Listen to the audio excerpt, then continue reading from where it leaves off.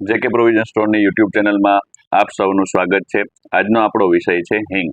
તો કસ્ટમર મિત્રો ઘણી બધી વખત દુકાને ખરીદી વખતે એવો પ્રશ્ન કરતા હોય છે કે અમને હિંગની ક્વોલિટી મગજમાં બેસતી નથી અથવા તો આપણે જે હિંગ લઈએ છીએ પ્યોર હિંગ મળતી નથી। તો આજે આપણે હિંગ બાબતે A to Z માર્ગદર્શન કરવા માટે વિડીયો બનાવેલો છે।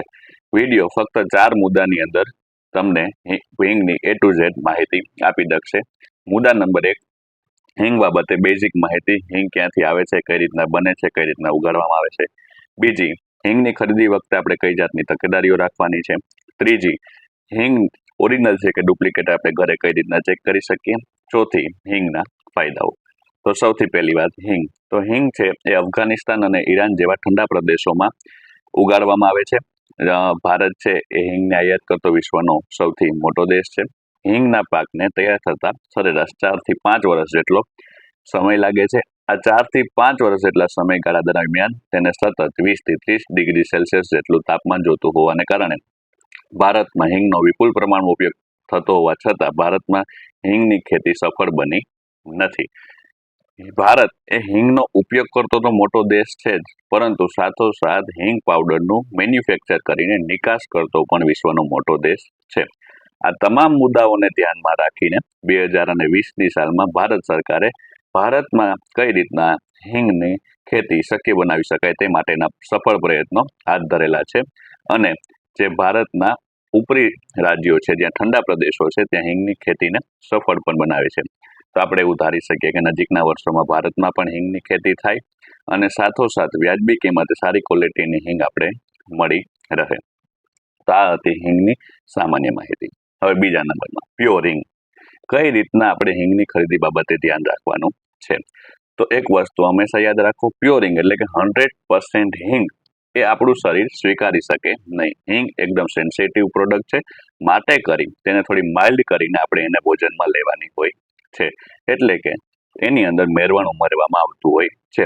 આ મેરવણનું જે પ્રમાણ છે તે હિંગની ક્વોલિટી નક્કી કરે છે। તો હવે આપણે એક વસ્તુ તો અહીંયા સમજી જ શકીએ કે જે હિંગ સસ્તી હશે તેમાં મેરવણનું પ્રમાણ વધુ હશે, જે હિંગ મોંઘી હશે એની અંદર મેરવણનું પ્રમાણ ઓછું હશે અને હિંગનું પ્રમાણ વધારે હશે, એટલે હિંગ સારી અને મોંઘી હશે। તો જે સરકારી ખાતામાં એટલે કે ફૂડ વિભાગમાં રજિસ્ટર્ડ બ્રાન્ડ છે, તે સરકારી નિયમો અનુસાર તેને તેના હિંગની જે ડબ્બી બનાવેલી છે તેની પાછળના ભાગમાં જે ઇન્ગ્રેડિયન્ટ્સ લખીને આપે છે, ત્યાં કેટલા પ્રમાણમાં મેરવણ છે અને કેટલા પ્રમાણમાં હિંગ છે તે દર્શાવવું ફરજિયાત છે। તો સૌથી પહેલી વાત, હિંગની ખરીદી વખતે આપણે રજિસ્ટર્ડ બ્રાન્ડની જ હિંગ ખરીદવાની છે। બીજા નંબરમાં કે હવે કઈ રીતના મેરવણ તપાસીશું? તો એની અંદર પહેલી વાત તો મેરવણ શું નાખવામાં આવે છે? તો હિંગની અંદર મેરવણ તરીકે ચોખાના લોટનો ઉપયોગ કરવામાં આવતો હોય છે।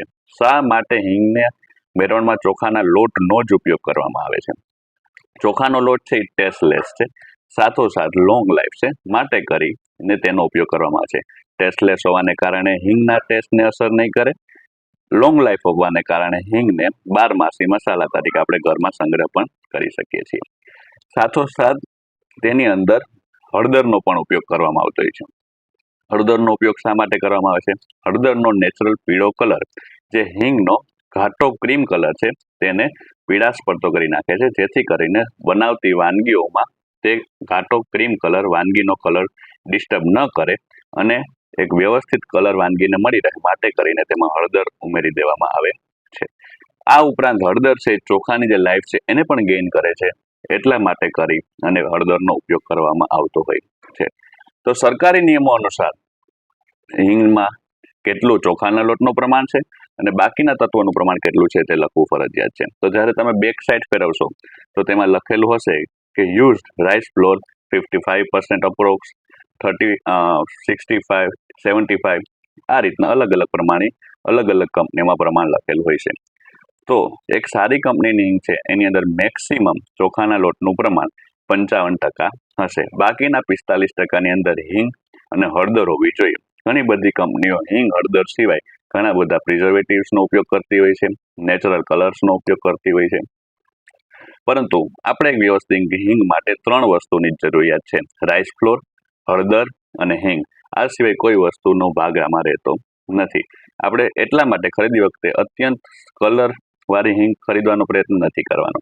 જો આ આપણે ઢબ રાખશું તો કંપનીઓ પણ આપણે એ જ રીતનો સર્વ કરશે. તો આપણે ખરીદી વખતે વાંચી લેવાનું છે. હવે બીજા નંબરમાં કે બજારમાં કોઈ નાનું એવું ક્ષેત્ર હોય, નાનું એવું ટાઉન હોય, તો ત્યાં પણ તમને 100 રૂપિયા કિલોથી લઈને 1000 રૂપિયા સુધીની હિંગ મળતી હશે.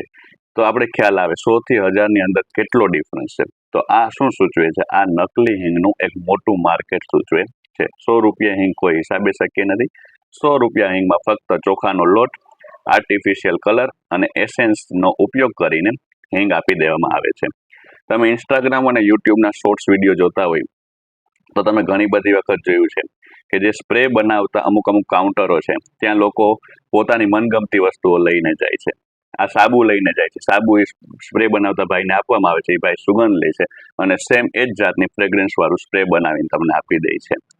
તો આ વસ્તુ તમે ધ્યાનમાં લ્યો તો ગમે તે પ્રોડક્ટનું એસેન્સ બની જાય છે અને તેને નકલી માર્કેટ ઊભું કરવામાં સારી એવી મદદ મળી જાય છે. તો જે તમે અનરજિસ્ટર્ડ બ્રાન્ડ ખરીદો છો તે બસ આ જ રીતના સ્પ્રેથી એટલે કે એસેન્સથી બનાવી નાખવામાં આવેલ છે અને આર્ટિફિશિયલ કલર્સથી બનાવી નાખવામાં આવે છે. જે અનરજિસ્ટર્ડ બ્રાન્ડ છે તેની પાછળ ક્યાંય ક્લિયરિફિકેશન નહીં હોય કે આની અંદર કેટલા પ્રમાણમાં ચોખાનો લોટ છે, કેટલા પ્રમાણમાં હિંગ છે અથવા કેટલા બીજા ઇન્ગ્રેડિયન્ટ્સ છે. જે રજિસ્ટર્ડ બ્રાન્ડ છે એમાં અનરજિસ્ટર્ડ બ્રાન્ડને હંમેશા માટે આપણે ચોકડી મારી દેવાની રહેતી હોય છે. આપણે હવે એવું જરૂરી નથી કે વધારે પડતું હિંગનું પ્રમાણ જ આપણે લેવું જોઈએ. સારી બ્રાન્ડની હિંગ ખરીદો, એમાં તમારા શરીરને જે સુટેબલ હોય તે ગુણવત્તા અને તેટલા જથ્થામાં જ આપણે હિંગ અને ચોખાના લોટનું પ્રમાણવાળી હિંગ પાવડરની ડબ્બી ખરીદવાની છે. એટલે આપણે ફક્ત વાંચી અને નિર્ણય લઈ શકીએ છીએ. હવે આપણે હિંગ ખરીદી એ અસલી છે કે નકલી ઘરે પણ ચેક કરી શકીએ છીએ. તો કે કઈ રીતના? તો કે હિંગ છે એની બે રીત છે. તમે એને પાણીમાં દ્રાવ્ય કરો તો તે સંપૂર્ણ દ્રાવ્ય થઈ જશે. એના કલરમાં નજીવો ફેર આવશે. બહુ ડાર્કેસ્ટ કલર ચેન્જ પાણીનો નહીં થાય. સામાન્ય પાણીનો કલર બદલે માની લો કે સફેદથી લઈ ક્રીમ કરતા પીળા રંગનું થાય તો તે હિંગ પ્યોર હોઈ શકે છે. બરાબર છે ને? સંપૂર્ણ દ્રાવ્ય, એની અંદર કોઈ પણ કણો તળિયે ન બેસવા જોઈએ અથવા તો ઉપર તરવા જોઈએ નહીં. ત્યારે મિશ્રણવાળી હિંગ હશે તો તે સંપૂર્ણ દ્રાવ્ય નહીં થાય. પાણીનો એક જ સાથે બહુ લાંબો ડિફરન્સ કલરમાં તમને જોવા મળે તો તે હિંગ ભેળસેળવાળી છે. બીજી રીત તો કે એક ચમચીમાં તમે હિંગ પાવડર લ્યો અને તેને મીણબત્તીથી ગરમ કરો તો જે હિંગ પાવડરની અંદર પ્યોર હિંગ રહેલી છે તે કપૂરની જેમ અથવા તો કોલસાની જેમ એક ફ્લેમ સાથે સળગશે. જો આવી રીતના ફ્લેમ સાથે સળગે તો તે પ્યોર હિંગ છે. ને જો ફ્લેમ સાથે ન સળગે અને ખાલી એમને બળવા માંડે, કાળા પડવા માંડે તો તે મિલાવટી હિંગ છે. અહીંયા એક સોલિડ ચોખ્ખી ફ્લેમ સાથે તમને સળગતું જોવા મળે તો એ હિંગ પ્યોર છે. તો આ રીતના આપણે ઘરે પણ ટેસ્ટિંગ કરી શકીએ છીએ કે હિંગ પ્યોર છે કે અનપ્યોર છે. હવે હિંગના ફાયદાઓ. હિંગ છે આપણા પાચન તંત્ર માટે ખૂબ મદદરૂપ છે. ગેસ, એસિડિટીમાં આપણે મદદ કરે છે. શ્વાસોશ્વાસ શ્વસન તંત્ર એટલે આપણા ફેફસાઓને રિફ્રેશિંગનું કાર્ય કરે છે. આપણી કિડની માટે બેસ્ટ છે. આપણી સ્કિન અને વાળ માટે બેસ્ટ છે. આવા ઘણા બધા ફાયદાઓથી સંકળાયેલું છે. સાથોસાથ એક અગત્યનો રોગ એટલે કે સંધિવા, સાંધાનો થતો વામાં પણ આ હિંગ આપણે મદદરૂપ થાય છે.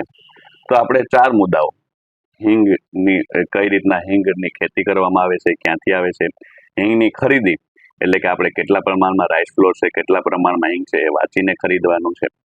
ત્રીજા નંબર હિંગનું ટેસ્ટિંગ. હિંગ કઈ રીતના આપણે ઘરે પણ ટેસ્ટ કરી શકીએ છીએ પ્યોર છે કે તેમાં મિલાવટી છે. અને ચોથો મુદ્દો એટલે કે હિંગના ફાયદાઓ. આ 4 આપણે મુદ્દાઓના મારફતે તમને સ્માર્ટ કસ્ટમર બનવાનો પ્રયત્ન કરેલો છે.